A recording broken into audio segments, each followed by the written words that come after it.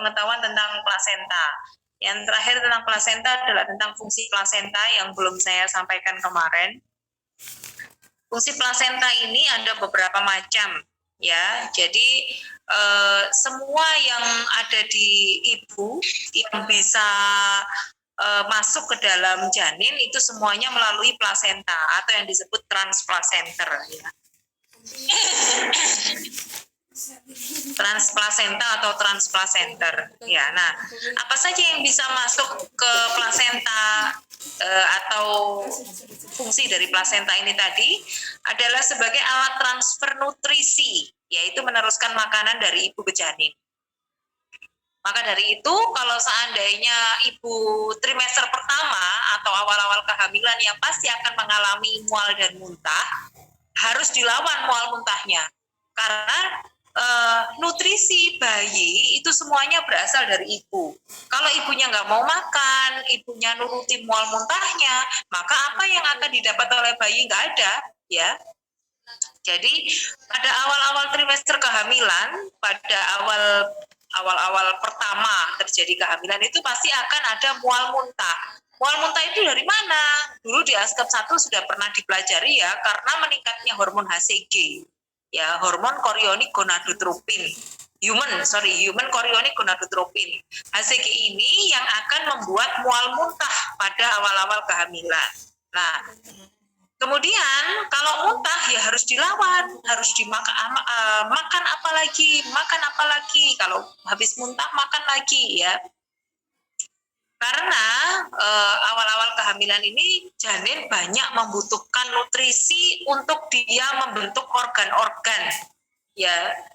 Tumbuh kembangnya adalah dari nutrisi ini tadi. Yang kedua adalah sebagai alat respiratif, yaitu berfungsi mengeluarkan CO2 atau karbon dioksida ke ibu dan memasukkan O2 atau oksigen dari ibu ke janin. Kalau kita bernafas itu kan kita menghirup O2 dan mengeluarkan karbon dioksida, ya, atau CO2, ya. Sama juga dengan bayi. Bentar ya, Dek, saya cek dulu.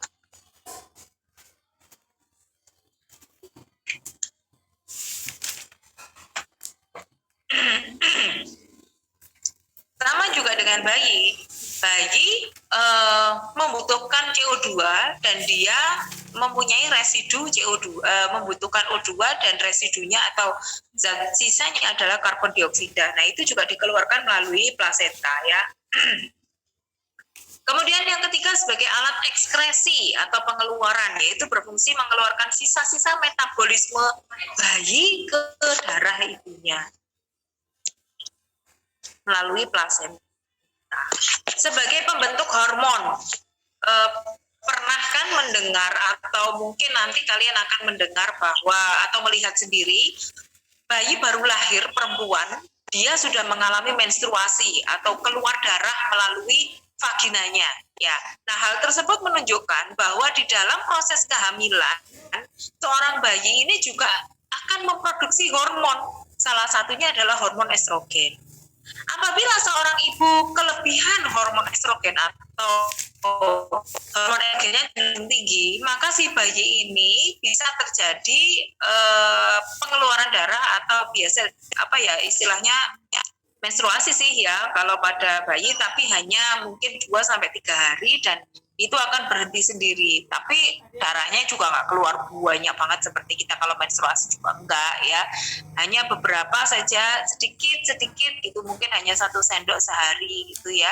Tapi itu kalau seandainya kita tidak tahu bahwa ternyata di dalam kehamilan itu hormon estrogen sudah terbentuk pada bayi perempuan, nah ini bisa-bisa kita khawatir, kaget, apakah terjadi sesuatu pada bayi ini dan lain-lain.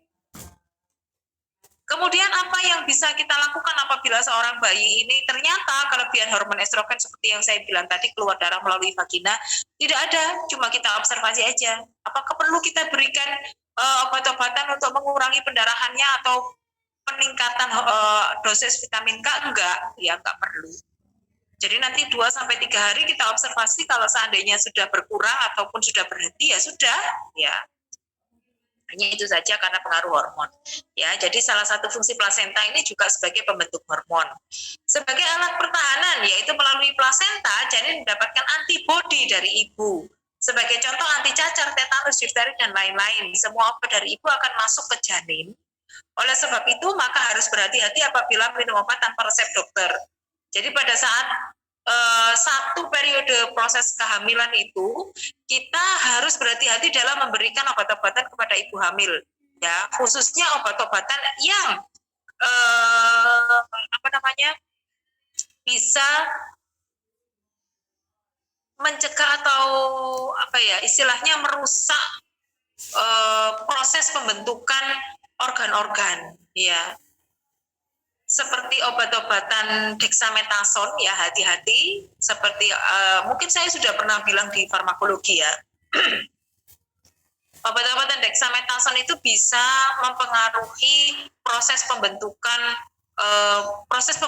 dan pertumbuhan bayi, baik di dalam perut maupun setelah lahir. Ya, kalau di dalam perut dia bisa menyebabkan cacat kongenital, tetapi kalau setelah dia lahir dia bisa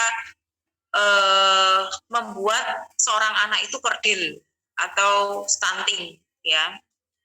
Itu jadi hati-hati. Kemudian dia akan membentuk suatu antibodi. 3 bulan setelah lahir, bayi itu mempunyai antibodi dari ibunya, ya. Maka dari itu kalau bayi belum di BCG, belum diimunisasi BCG, BCG itu kan anti TBC, ya. Imunisasi untuk TBC, ya. Kalau 3 bulan bayi belum diimunisasi BCG, maka dia masih punya pertahanan atau antibodi dari ibunya. Jadi nggak apa-apa, langsung diimunisasi aja BCG sebelum bayi itu 3 bulan. Tapi setelah bayi itu usia 3 bulan, maka dia harus diadakan mantuk tes dulu, karena antibodi dari ibunya sudah hilang setelah 3 bulan. Ya, jadi seperti itu. Nah, kemudian plasenta ini setelah usia kehamilan trimester kedua, ya, usia kehamilan kurang lebih sekitar setelah 12 minggu, ya, lebih dari 12 minggu atau 12 sampai 16 minggu, ya, tiap orang berbeda-beda fungsi HCG-nya. 12 sampai 16 minggu ini fungsi HCG itu tadi yang membuat ibu mual muntah itu sudah digantikan oleh fungsi plasenta. Jadi plasenta sudah terbentuk secara sempurna pada usia kehamilan 12 sampai 16 minggu. Ya, sehingga mual muntah sudah mulai berkurang karena HCG sudah mulai menurun. Fungsinya digantikan oleh plasenta. Maka dari itu apabila ada pertanyaan, kenapa ibu hamil pada trimester kedua ini mual muntahnya sudah mulai berkurang? Karena itu tadi, fungsi dari hormon HCG sudah digantikan oleh plasenta. Sehingga yang menyebabkan mual dan muntah, yang di sini yang menyebabkan mual dan muntah adalah HCG, sudah mulai menurun atau mungkin sudah hilang, dan fungsinya sudah diperkuat atau digantikan oleh plasenta. Itu, ya. Nah, kemudian di dalam passenger sendiri ada air ketuban, ya. Kemarin power, sekarang passenger, ya. Passenger itu ada janin, plasenta, air ketuban. Volume air ketuban pada kehamilan cukup bulan kira-kira 1000 sampai 1500 cc. Ya, 1000 sampai 1500 cc. Ciri-ciri air ketubannya adalah berwarna putih, ya, seperti air santan, tapi nggak keruh-keruh banget, ya. Berbau amis dan berasa manis. Jangan sekali-sekali saya bilang, oh, air ketuban katanya Ibu Novi manis. Coba aku pengen tahu rasanya air ketuban. Jangan, ya. Air ketuban itu salah satu media terbaik untuk kita penularan secara nosokomial, droplet. Nah, itu air ketuban, ya. Makanya kalau kita menolong persalinan harus memakai face shield, kalau bisa sekarang harus memakai Google, ya, masker, ya, APD-nya harus lengkap. Karena apabila ketuban itu mengandung sesuatu zat atau penyakit yang menular, ya, ibunya mempunyai penyakit menular, kalau ketuban itu masuk sampai ke mata, ke tubuh, pokoknya, ya, yang berselaput, mata, hidung, mulut. Nah, kita bisa tertular ya. Jadi jangan merasakan air ketuban. Kalau air ketubanmu sendiri nggak apa-apa nanti ya. Setelah kamu air ketubanmu pecah, coba Bu Bidan, coba saya lihat air ketuban katanya rasanya manis. Nggak apa-apa ya. Reaksinya agak alkalis dan netral dengan berat jenis 0,008 ya. Komposisinya terdiri dari 98% air ya, sisanya albumin, urea, asam urik, kreatinin, sel-sel epitel, rambut lanugo, vernik caseosa, dan garam anorganik ya. Kadar protein kira-kira 2,6% gram per liter, terutama albumin ya. Jadi lanugo itu rambut-rambut halus itu ya. Vernik caseosa itu yang biasanya nempel seperti lemak di kulit bayi, itu namanya vernik caseosa ya. Nah, jadi air ketuban itu sepertinya bersih, tetapi dia nggak bersih. Maka dari itu kalau air ketuban, kalau sampai dia masuk ke pembuluh darah ya, maka kalau dia sampai masuk ke pembuluh darah, maka bisa berbahaya bagi ibunya. Namanya emboli air ketuban. Emboli air ketuban itu apabila pembuluh darah seseorang yang terbuka pada saat persalinan, kemudian termasuki oleh air ketuban, maka disebut emboli air ketuban. Ya, kalau sampai dia mengikuti aliran pembuluh darah sampai dengan ke jantung, maka jantung tidak akan bisa berfungsi dengan baik, ya, dan bisa menyebabkan keputihan. Gitu.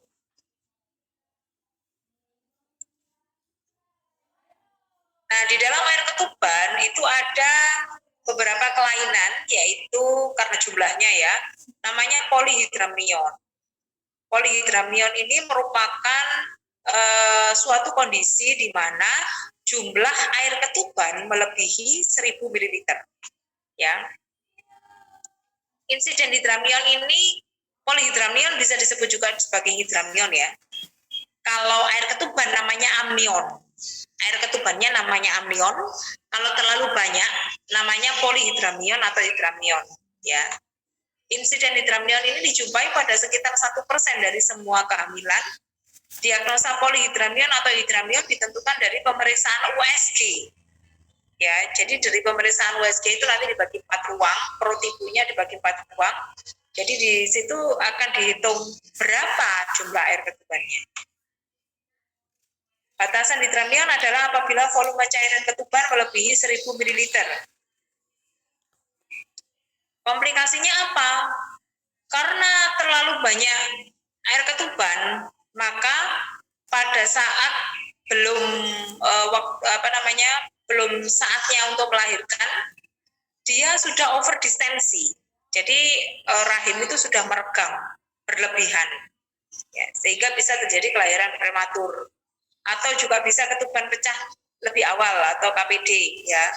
Bisa terjadi solusio plasenta, ya, plasentanya terlepas sebelum ada tanda-tanda persalinan, karena itu tadi, ya, karena desakan oleh amnion yang terlalu banyak, bisa terjadi solusio plasenta. Atau tali pusat yang keluar mendahului bayi saat persalinan, prolaps tali pusat. Ya, jadi begitu ketubannya ketubannya pecah, harusnya kan kepala yang turun ya.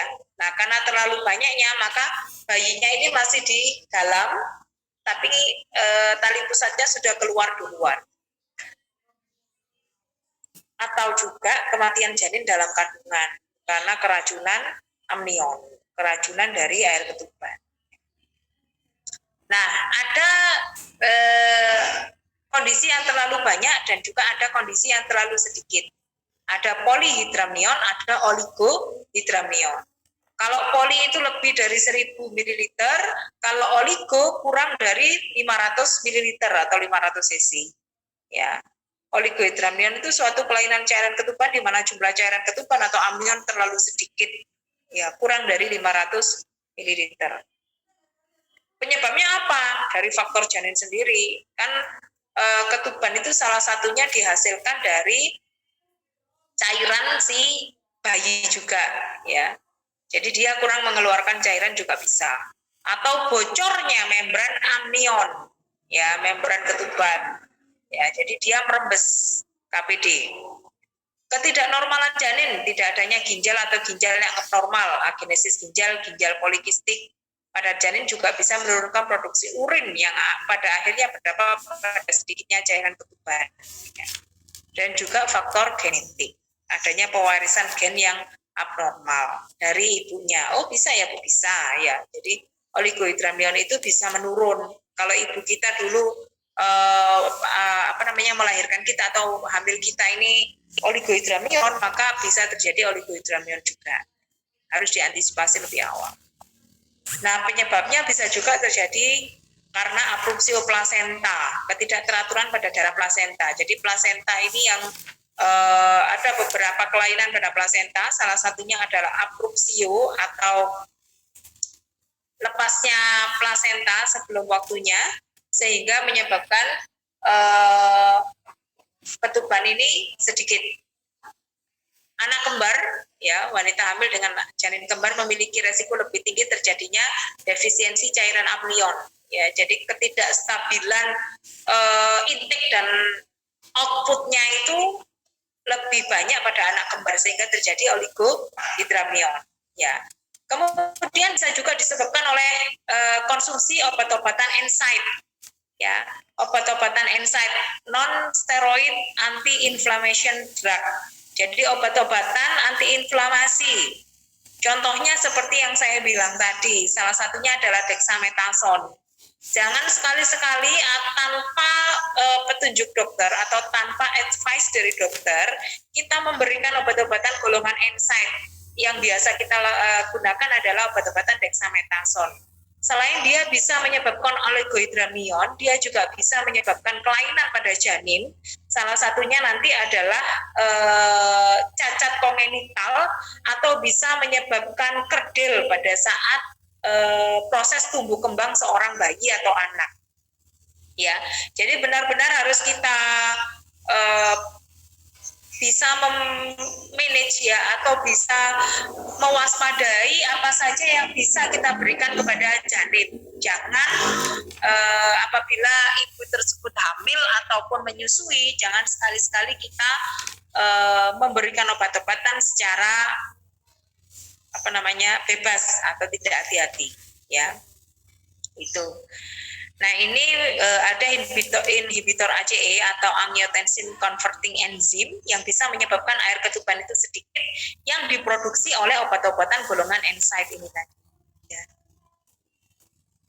Kemudian volume air ketuban meningkat secara stabil saat kehamilan, volumenya sekitar 30 cc pada 10 minggu pertama dan mencapai puncaknya atau 1 liter pada usia kehamilan 34 sampai 36 minggu, yang selanjutnya akan sedikit demi sedikit mulai berkurang. Setelah usia kehamilan 36 minggu, maka volume air ketuban atau yang biasa kita sebut dengan VAK ini tadi akan berkurang sedikit demi sedikit dengan sendirinya, ya. Maka dari itu apabila kita mempunyai seorang pasien yang sudah mendekati proses persalinan, sudah mendekati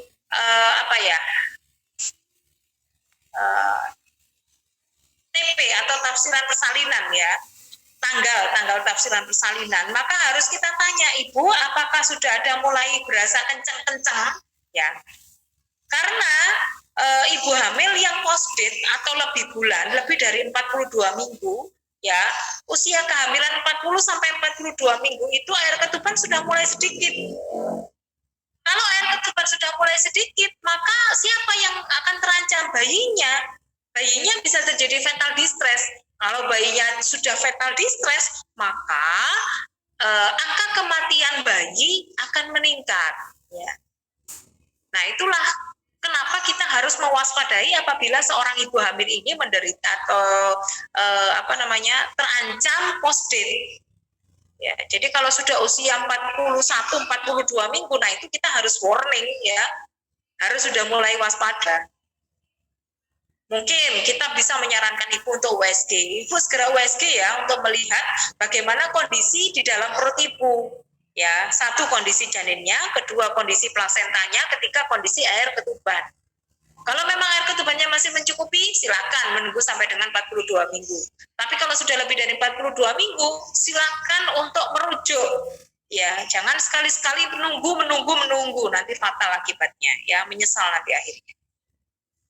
Rata-rata sekitar 800 cc pada akhir trimester pertama sampai pada minggu ke-40, ya, berkurang lagi menjadi 350. Jadi semakin berkurang.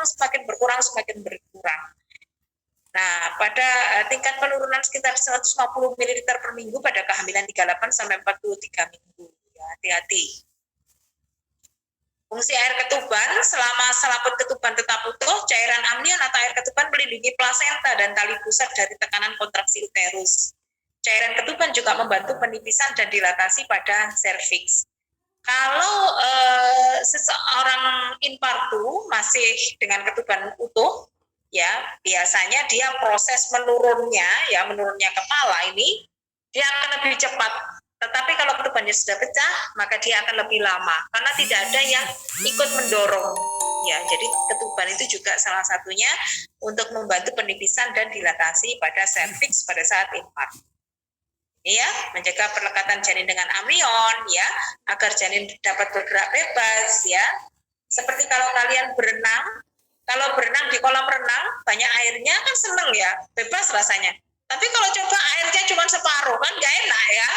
Jadi sama dengan janin ya, kalau dia air ketubannya cukup, maka dia bisa bergerak dengan bebas. Tapi kalau air ketubannya cuma sedikit, maka dia geraknya kurang bebas. Regulasi terhadap panas dan perubahan suhu, ya.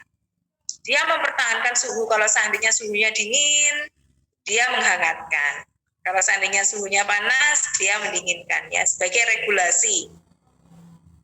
Untuk menambah suplai cairan janin dengan cara ditelan atau diminum yang kemudian dikeluarkan lagi melalui PHK janin dan tetap akan menjadi ketuban. Sisa-sisanya akan dikeluarkan melalui plasenta. Merasakan tekanan intrauterin dan membersihkan jalan lahir bila ketuban pecah sebagai pelindung yang akan menahan janin dan trauma akibat benturan. Apabila kita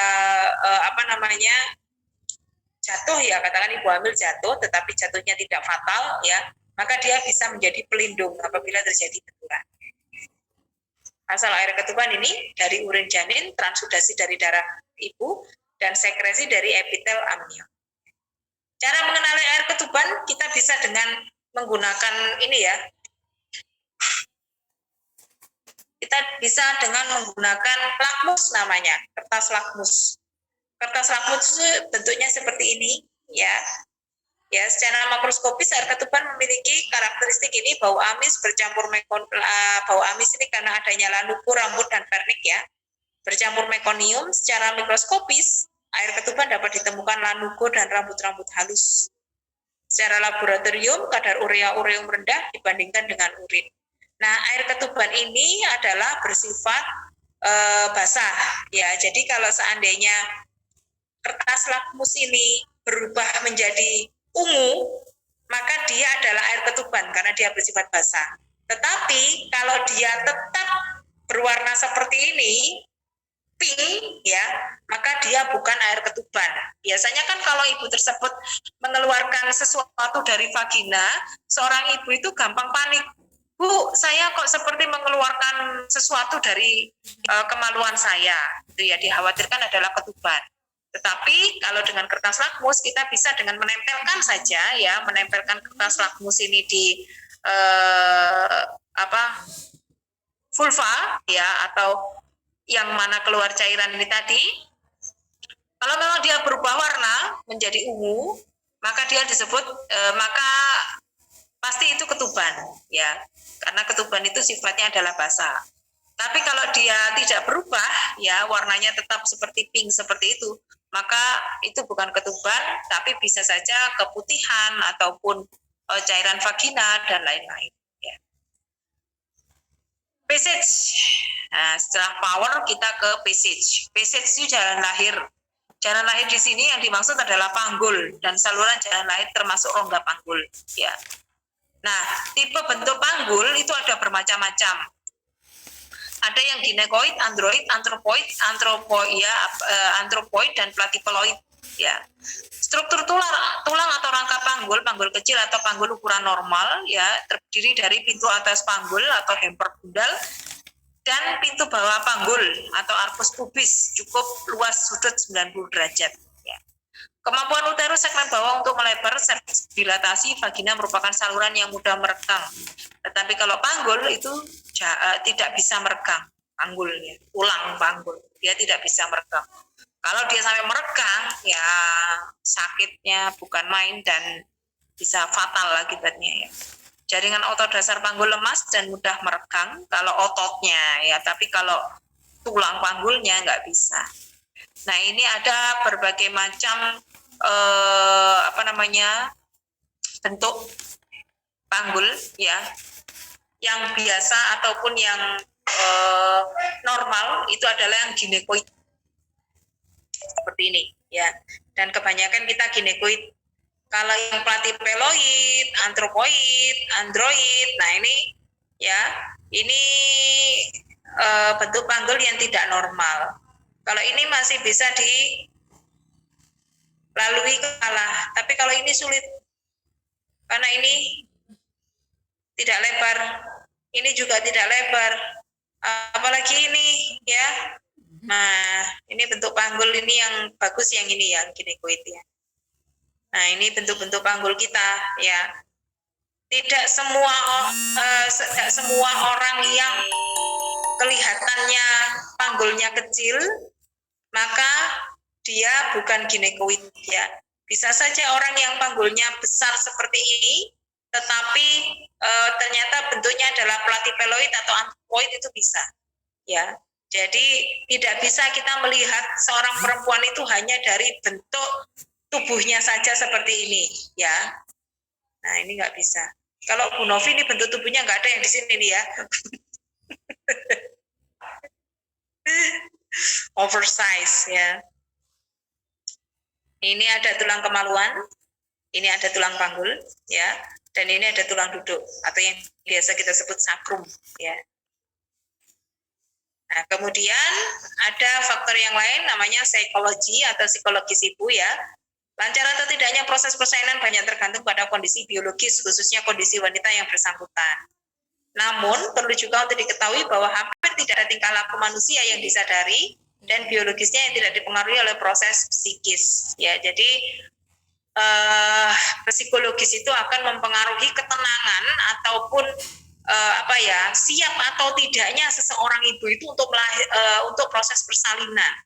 Sehingga pada saat sebelum proses persalinan kita harus memperbaiki psikologis ibu. Salah satunya adalah apa? Pendamping. Ya. Siapa yang akan mendampingi ibu? Pada ibu bersalin terjadi beberapa perubahan psikologis, rasa cemas pada bayinya yang akan lahir. Ya, was-was. Lalu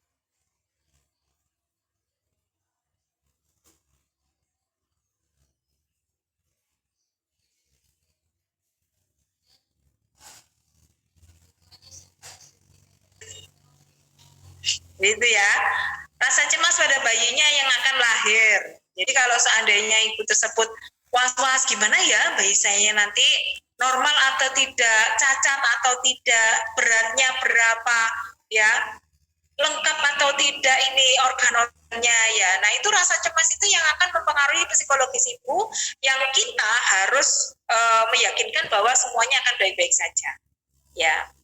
Kemudian kesakitan saat kontraksi dan nyeri, dan ketakutan saat melihat darah. Ya, itu termasuk penunggunya ya, itu pendamping ya. Ketakutan saat melihat darah itu juga termasuk pendampingnya. Jangan sampai nanti pasien kita ada dua ya.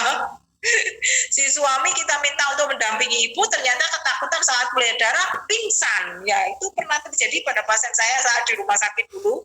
Ya, saya nolong persalinan, si suaminya lihat darah, kemudian pingsan. Nah, ya pasien saya jadi dua deh itu ya. Beberapa hal yang dapat mempengaruhi psikologis ibu, yaitu melibatkan psikologi ibu, emosi, dan persiapan intelektual, kemudian pengalaman bayi sebelumnya, ya, kebiasaan adat itu juga, ya, hubungan dari orang terdekat pada kehidupan ibu, suami khususnya, kemudian orang tua, mertua, ya itu harus mendukung, ya, pada saat proses persalinan. Kemudian yang selanjutnya ada posisi, ya, saya lanjutkan saja ya, karena waktunya hampir habis. Posisi pada persalinan akan mempengaruhi adaptasi anatomi fisiologi persalinan, penolong, bidan maupun dokter, ya. Nah, ini ada posisi, beberapa posisi ya, posisi miring, ya, bisa melahirkan secara setengah duduk, ya. Kemudian posisi berbaring seperti biasanya litotomi, ya, ini yang paling banyak digunakan. Yang paling banyak digunakan itu ini setengah duduk sama litotomi, ya. Kalau ini jongkok ini sebenarnya bisa mengurangi adanya laserasi pada jalan lahir atau robekan pada jalan lahir.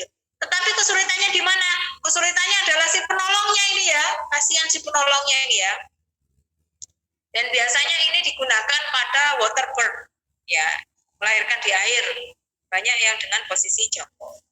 Nah, ini posisi berlutut, ini juga mengurangi nyeri, tetapi apa ya, istilahnya dia akan sulit untuk turun, ya. Nah, ini yang paling nyaman, ini posisi merangkak biasanya. Ya, ini juga mengurangi nyeri, ya, karena dia di bagian bawahnya lebih rileks, ya. Nah, kalau ini posisi berdiri tegak, ini yang kasihan adalah si suaminya, dia harus menahan, ya, harus kuat ini ya. Nih. Kemudian yang terakhir adalah penolong.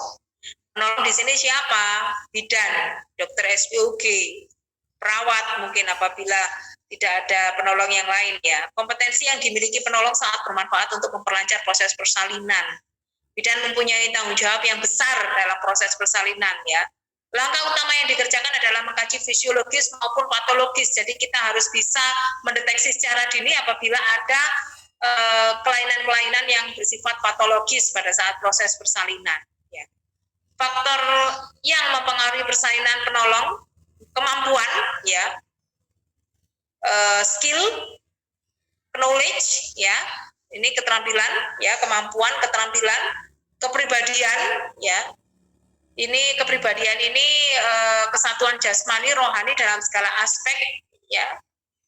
Fisik, kematangan, mental, emosi, sikap, termasuk bagaimana saat kita memberikan KIE supaya pasien itu lebih tenang, ya, itu kepribadian. Kemudian harus sehat dan kuat, karena menarik kepala bayi itu juga nggak mudah, ya. Harus butuh kekuatan, makanya kalau yang masih yang kurus-kurus itu makan yang banyak supaya agak gemuk. Kematangan adalah sempurnanya fungsi organ jasmania dan fungsi psikologis, maka dari itu seorang bidan ini harus sudah lulus SMA, ya, karena usianya juga mempengaruhi kematangan. Mental, ya, petugas juga tidak mudah merasa takut, cemas, bingung atau terpengaruh dengan keadaan penderita serta kemauan penderita.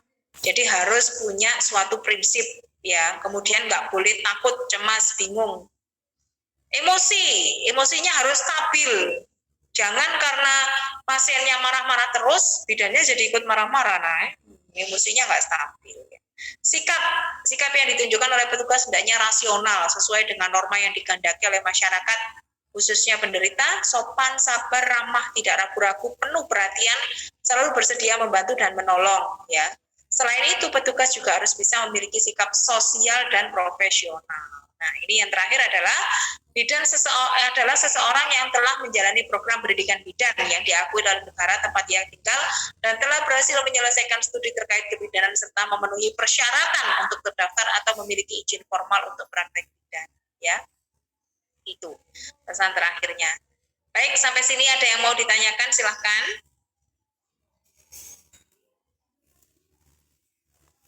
Waktu kita masih 2 menit.